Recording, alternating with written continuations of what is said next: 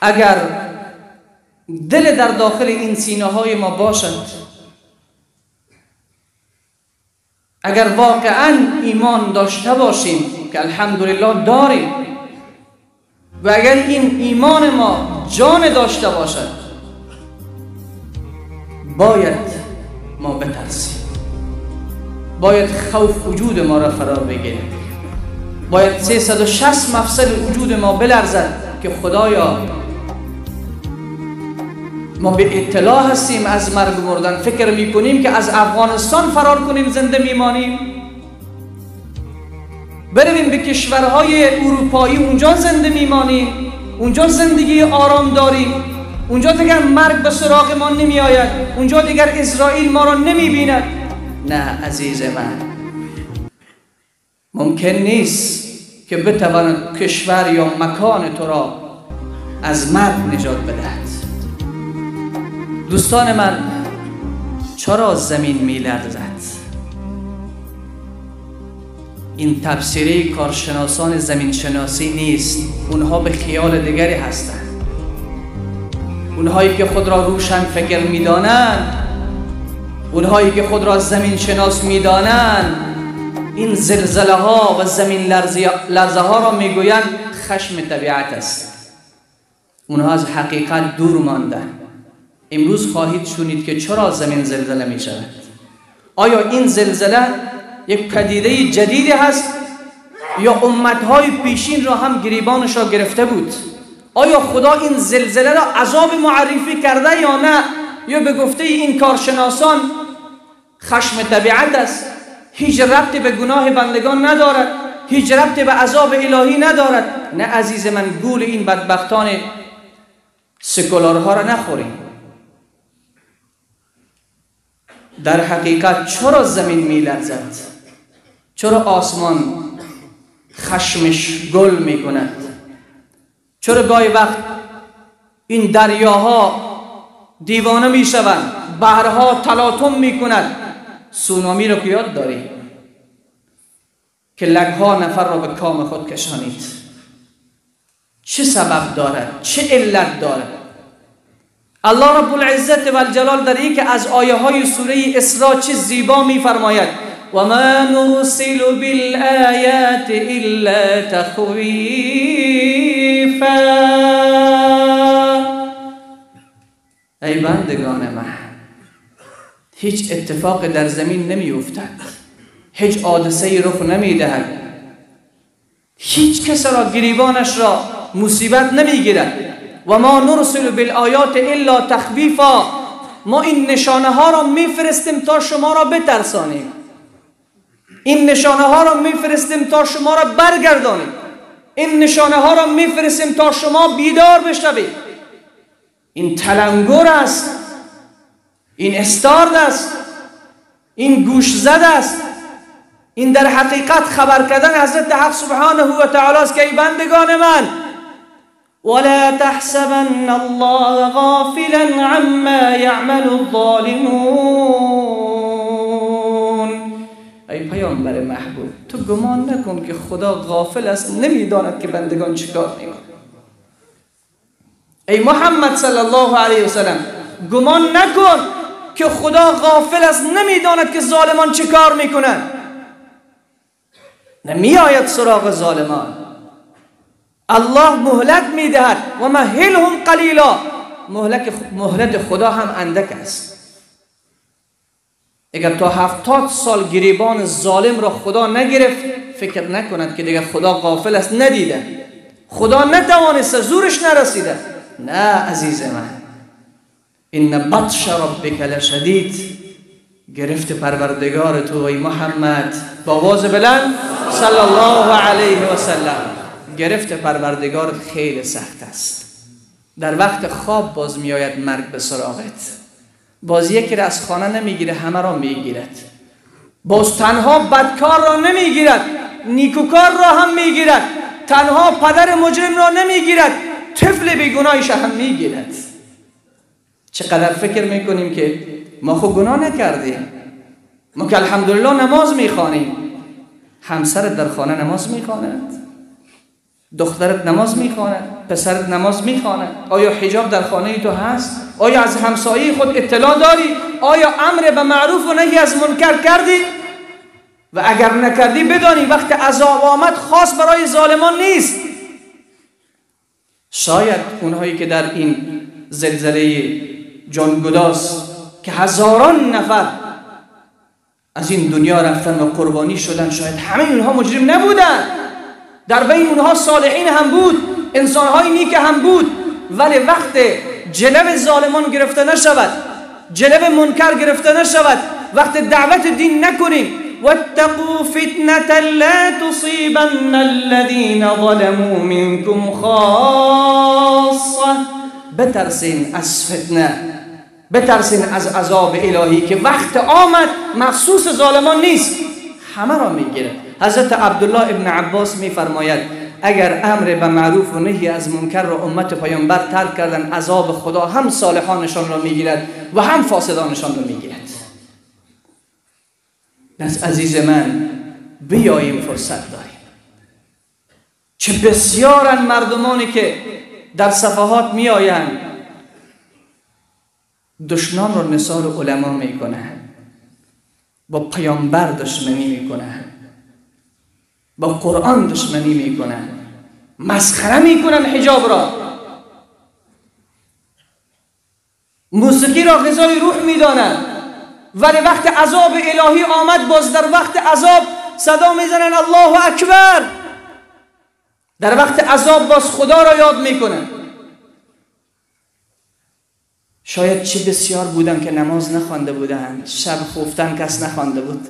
شاید بسیاری بودن که شاید نماز بلد نبودن، بسیاری بودن شاید قرآن در خانهشان نبود، بسیاری بودن شاید برهنه لباس نداشتن در تنشان، بسیارشان شب به معصیت خوابیده بودند و شاید بندگان هم بودند که در میانشان نماز هم خوانده بود، تسبیح هم گفته بود و تهجد هم خوانده بود.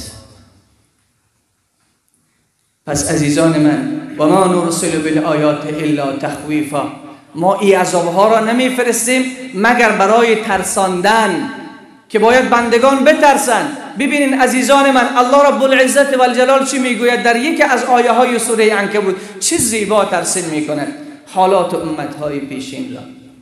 بسم الله الرحمن الرحیم فکلا اخذنا بذنبه فمنهم من ارسلنا علیه حاصبا. الله میفرماید ما گرفتیم امتهای پیشین را، همه ایشان را، اونهایی که سرکشی کردند، اونهایی که از فرامین الهی سرباز زدند، اونهایی که به سخن انبیا گوش ندادند، اونهایی که با دین خدا مسخره کردند، همه ایشان را به کیفر گناهشان گرفتیم. فکلا اخذنا بذنبه. چرا گرفتیم؟ برای اینکه گناه کرده بودند، به خاطر اینکه گناه کرده بودند و سرکشی کرده بودند. فمنهم من ارسلنا علیه حاصبا. بعضشان را بر بالایشان شنباران کردیم. شنباران یعنی شنبات، طوفان را برایشان فرستادیم که سنگها را از یک محل انتقال میداد و سر اینها میریخت. قوم عاد را اشاره میکنند. اونها چی میگفتن؟ من اشد منا قوه، من اشد منا قوه. مثل امروز مجرمان و ظالمان این شعار را میدهند. آمریکا میگوید من اشد منا قوه، از ما کی ابر قدرت تر است در روی زمین؟ این قوم عاد میگفتن. کافر دیگهش میگه من اشد منا قوه. الله رب العزت و الجلال میگه شنبات ها را به سرشان فرستادیم، اونها را در خانه های خودشان همونجا قبض و روح کردیم. حتی اجسادشان را 3 روزه را این باد دور انداخته بود. خیلی جسامت‌های کلان داشتن، خیلی جسیم بودن، قدهایشان از ما و شما خیلی بزرگتر بود، خانه‌های مستحکم، قصرهای محکم ساخته بودند. اما الله جل مجدوه می‌فرماید بعضیشان را تندبادها برایشان فرستادیم. و منهم من اخذته الصیحه. و بعضی از ایشان را چون نافرمانی خدا کردن برای ایشان صیحه فرستادیم. صیحه بانگ و آواز مرگبار، بانگ و آواز مرگبار که اشاره به قوم ثمود است. عزیزان من، اونهایی که میگن زلزله یک پدیده هست که از خشم طبیعت نشأت میگیره. این ربط به گناه بندگان نداره، ربط به معصیت نداره، ربط به سرکشی نداره. بیاییم برویم به سمت خدا که رب العزت و الجلال در قرآن چی میفرماید؟ وقت قوم ثمود، قوم حضرت صالح سرکشی کردن، الله رب العزت و الجلال از سرکشیشان به قرآن یاد میکنه. فعتوا عن امر ربهم وقالوا يا صالح ائتنا بما تعدنا إن كنت من المرسلين. وعتوا عن امر ربهم فعقروا الناقة وعتوا عن امر ربهم. خدا شتر معجزه‌وار از کو برایشان کشید که به نام شتر صالح مشهور است. بعد حضرت صالح برایشان گفت اگر ایمان نیاوردین ولی به این شتر اذیت و آزار نرسانید که عذاب الهی دامن شما را میگیرد. ولی پی کردن اون شتر را به قتل رسانیدن. و عتوا عن امر ربهم، از امر پروردگارشان سرکشی کردن. امروز مسلمان الله رب العزت و الجلال نسخه هم برای من و تو فرستاده که اسمش از قرآن. دادی میگه که زنا نکو، امریکی است. شراب نخو، امریکی است. دزدی نکو، امریکی است. رشوت نخور، امریکی است. سود نخور، امریکی است. غیبت نکن، امریکی است. جاسوسی نکن، امریکی است. خیانت نکن، امریکی است. وعتوا عن امر ربهم.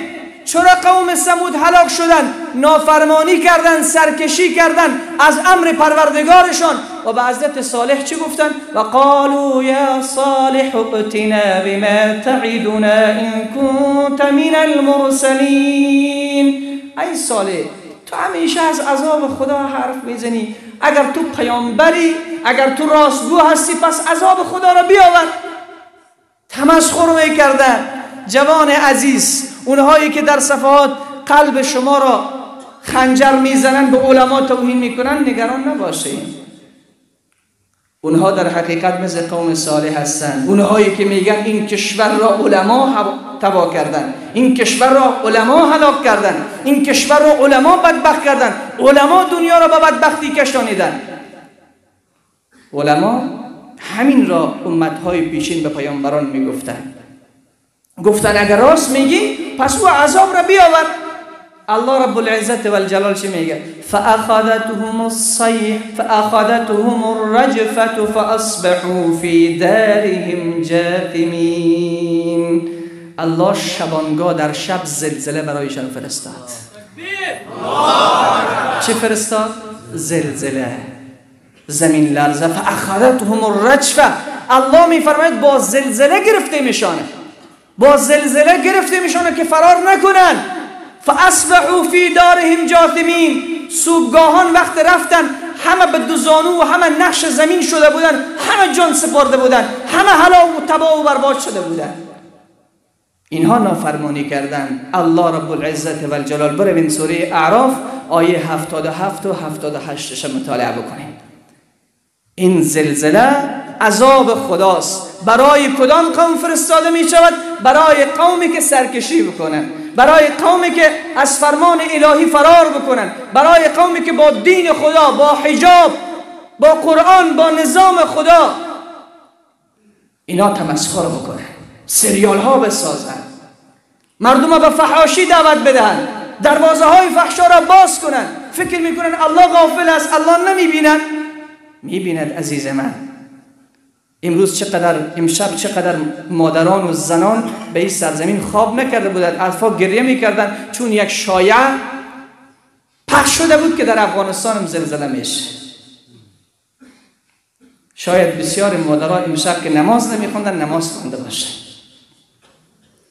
شاید بسیاری ها هم مردان هم ناآرام بودن که مبادا امشب زلزله بشه. عزیز من، فکر میکنی که امشب نشد دیگه خدا رهای ما کرد؟ نمیشود دیگه. خدا نمیتواند اینجا بیاورد؟ میتواند. بیشتر از 6000 قصر و کاخ ویران شده در ترکیه. بیشتر از 6000 کاخ و قصر. بیشتر از 10,000 نفر به کام مرگ رفت. عزیز من، بیا بیدار شوی. هنوز فرصت است. به خدا شعار قوم شعیب میدادن. الله اونها را هم به زلزله گرفتار کرد. اونهایی که میگن خشم طبیعت است، این آیات قرآن رو چی جواب دارن برایش؟ و الی مدین اخاهم شعیبا قال یا قوم اعبدوا الله. یک بار بگو الله. حضرت شعیب را فرستادیم به سمت قومش و حضرت شعیب یک شعار داشت برای قوم خود. چی گفت؟ اعبدوا الله. کی را پرستش کنیم؟ الله. الله جانان را پرستش بکن، شب آرام بخواب. الله جانان را پرستش بکن، اطاعت بکن، گناه نکن، امر به معروف بکن، نهی از منکر، شب راحت بخواب. ترس به سمت تو نمی آید. الا ان اولیاء الله لا خوف علیهم ولا هم یحزنون. دوستان خدا غم ندارن. تکبیر!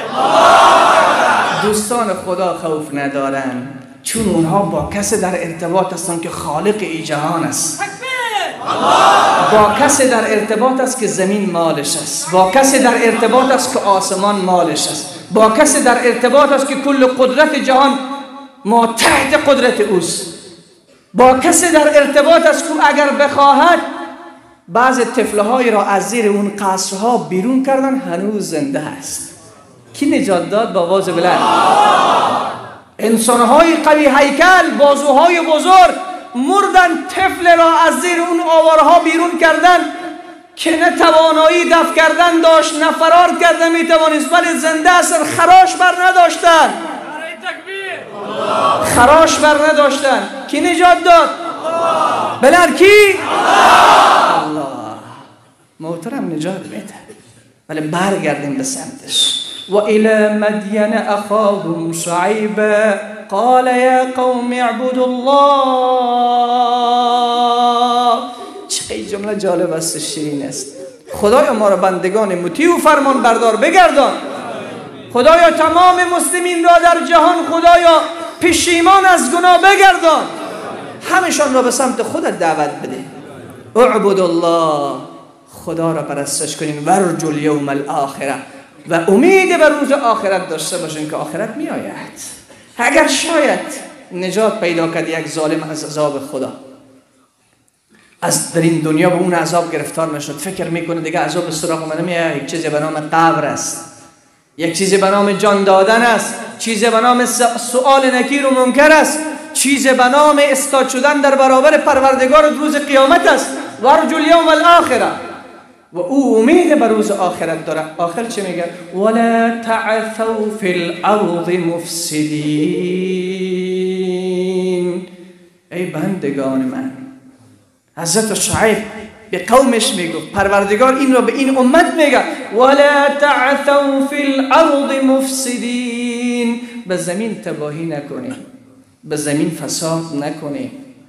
نگو که خیلی گناه کردم خودی چه نشد، رزقم از پیشم گرفته نشد، جیب من پیسه دارم، خانه من کدام مشکل ندارم، مریضی هم برای من نیست. نه عزیز من، این استدراج است. استدراج. اگر دید بنده ای را که به معصیت هست، اگر دید بنده ای را که در رفاه هست، اگر دید بنده ای را که سرکش است ولی نعمت دارد، رسول صلی الله علیه و سلم فرمود غره نشوی، فریب نخوری که چرا آمریکایی ها در حالی که کافر هستند ولی در رفاه زندگی میکنند، چرا دشمنان خدا در رفاه هستند در حالی که معصیت کارن در رفاه زندگی میکنن. رسول خدا فرمود این اسباب هلاکتشان است. آهسته آهسته پروردگار اونها را در کام عذاب خود میگیرد. عذاب میآید. خدا غافل نیست. والله مخرج ما کنتم تکتمون. خدا بیرون میکند آنچه را اونها کتمان کردن.